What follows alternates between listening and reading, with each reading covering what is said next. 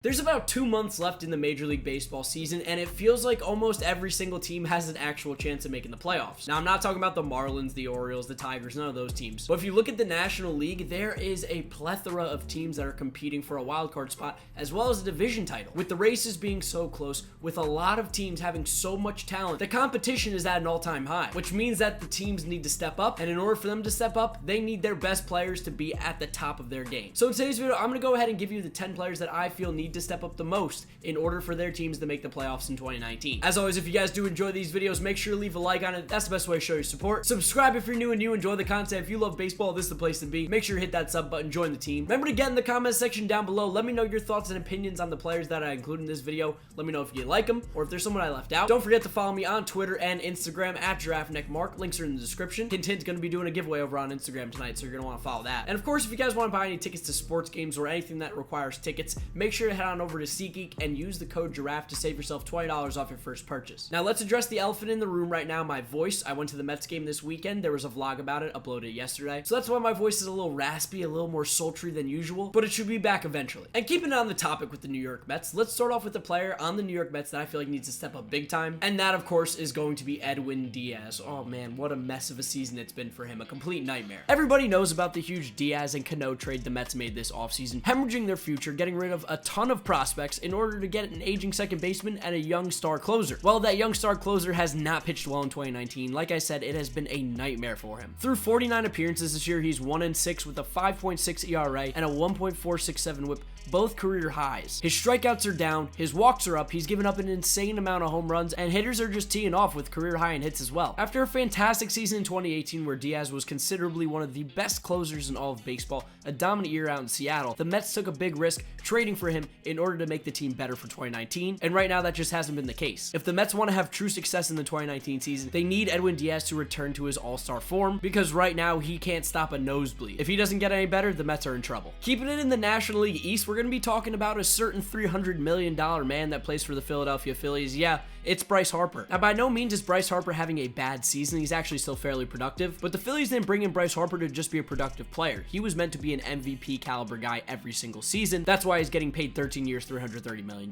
Right now in 2019, in 117 games, he has 22 homers, 30 doubles, 80 RBIs. He's hitting .250 with a .372 on base, .472 slugging, and .844 OPS. Again, by no means bad numbers. But if the Phillies really want to go to that next level, get out of that 4th place spot in the National League East, Bryce Harper needs to play MVP caliber baseball for the last 2 months of the season. The Phillies pitching isn't strong. The bullpen is weak. They've lost some guys in their lineup due to injury. They need Harper to step up and take the weight of the Phillies on his shoulders. Harper has hit 3 home runs in the last 6 games, so he is starting to heat up a little bit, but the last 28 days haven't really been kind to Harper. .235 average, .389 on base, .506 slugging, .895 OPS. Again, good, but you want better out of Bryce Harper. You need Harper hitting home runs. You need him making an impact at the plate with his bat. Walking's not going to cut it anymore. If the Phillies want to go anywhere, Harper needs to step up. For this next player, we're actually going to go to the American League Central side of the Cleveland Indians, talking about newly acquired Reyes. Now, Reyes has only played 11 games with the Cleveland Indians thus far, but it hasn't been a strong outing. Right now with the Indians, he doesn't have any home runs. He only has 2 doubles. He's hitting 111 with a 128 on base, 167 slugging, and a 295 OPS, which gives him a negative 24 OPS plus. Now, I don't think anybody on the planet Earth thinks that Reyes is going to have a negative OPS plus for the rest of the season with the Indians, but if they want to go to that next level,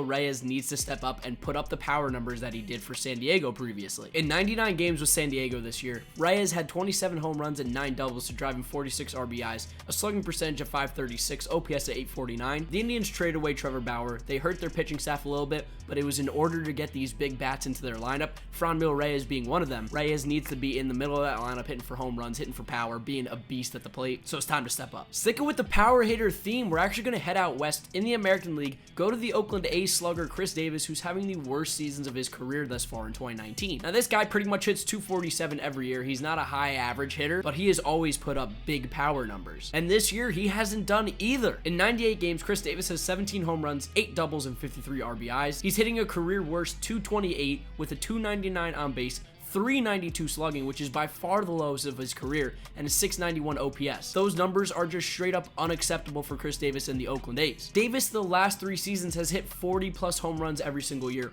with 20 plus doubles, drove in 100 RBIs. He would walk around 50 times as well. He was a big bat in that middle of the lineup, and right now Chris Davis is not having a good year. Like I said with the numbers I read out earlier, the power just seems to be completely gone. Go figure, it's in a year where everyone's hitting home runs, except Chris Davis, who was a home run hitter. The A's are currently on the outside looking in the playoff picture, 1.5 games back in the wild card, and they have a really good chance at trying to make the playoffs, but if they want to go there, they're going to need Chris Davis to step up and be that slugger they need, push that offense to the next level, take some pressure off the pitchers. Gonna head back to the National League East. We're going to talk about a newly acquired reliever for the Washington Nationals, Hunter Strickland. Now this one's a bit odd because Hunter Strickland's not actually pitched poorly yet for the Nationals thus far. 5 appearances, he has a 1.93 ERA with a whip under 1. Those are really solid numbers. But the reason I say that Hunter Strickland needs to step up is because the Nationals bullpen in general is just absolutely horrendous. Go on Baseball Reference, look at some of their numbers, it'll blow your mind how many of them have ERAs like in the 6. If Hunter Strickland can return to his 2015 form with the San Francisco Giants, where his ERA was below 2.5 and a whip under 1, that's going to be a huge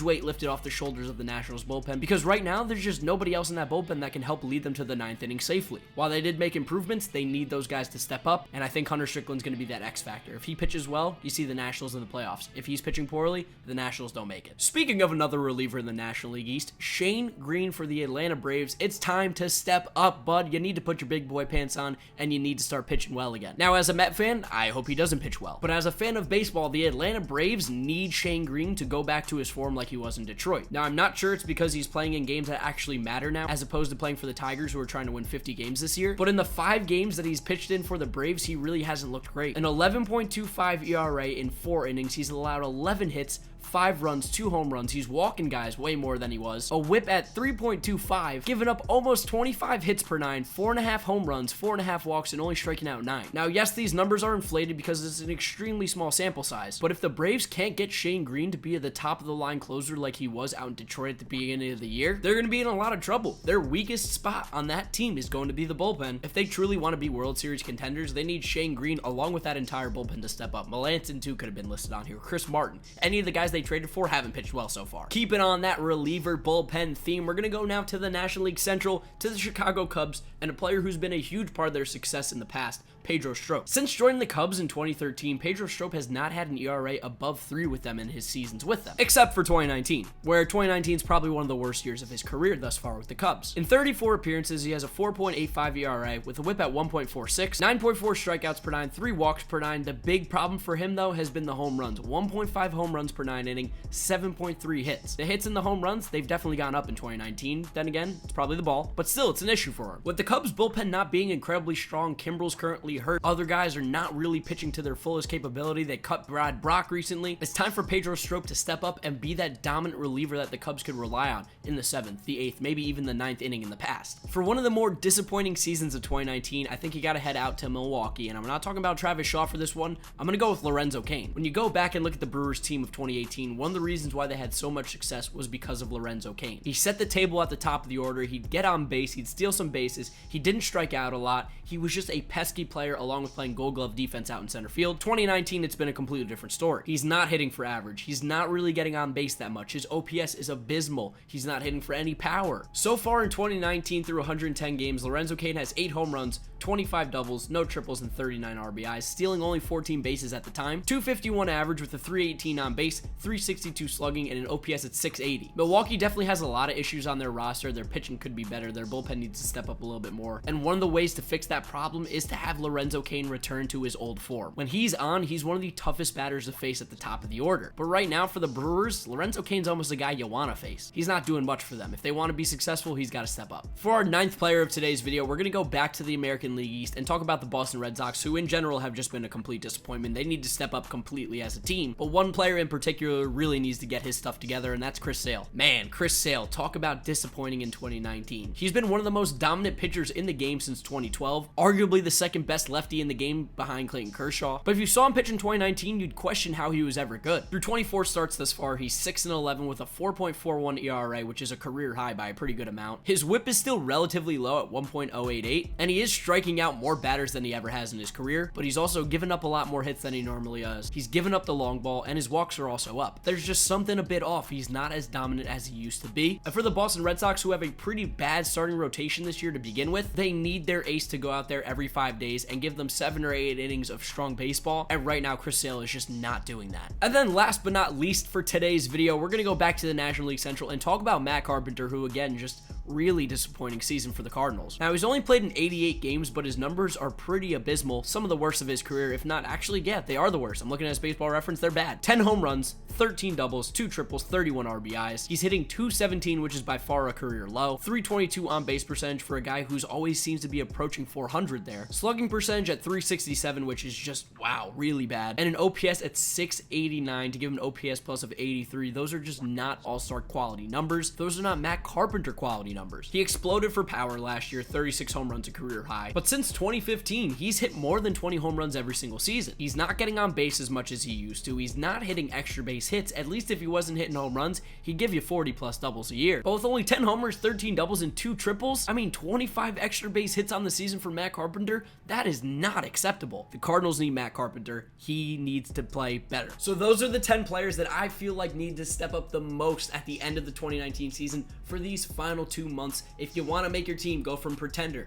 to contender, you need to step up. You need to start playing better baseball. So we're calling you out, guys. I'd love to know what you guys think about this video down in the comment section below. Do you agree with me? Do you disagree with me? Were there some players that I left out? Because, I mean, there was probably more than 10 I could have called out that need to step up, but you know how YouTube titling works. I mean, 10, it's a nice round number. I'm back on the grind. We took kind of last week off a little bit. We've been a little bit not really here, but I've been super busy, but I'm ready to go back with the videos. I'm excited to get you guys more content. As always, if you do enjoy it, make sure to leave a like. That's the best way to show me that you want to see more of this kind of stuff on the channel. Subscribe if you're new and you enjoy the content. If you love baseball, this is the place to be. Hit that sub button. Don't forget to follow me on Twitter and Instagram at GiraffeNeckMarc. Links in the description. Remember, I'm giving away something on Instagram tonight, so you're going to want to follow me over there. And we got to plug SeatGeek too. You know, I'm saving you money, so if you want to save some money on tickets, baseball, football, whatever you want, SeatGeek.com. Use the code Giraffe. Save yourself $20 off your first order. That's going to wrap up today's video. Thank you so much for watching. I got some more videos planned for you this week. Excited to get those out. If you missed yesterday's video, it's going to be right here. So yes, YouTube, most recent upload, as well as this is what they recommend you watch. So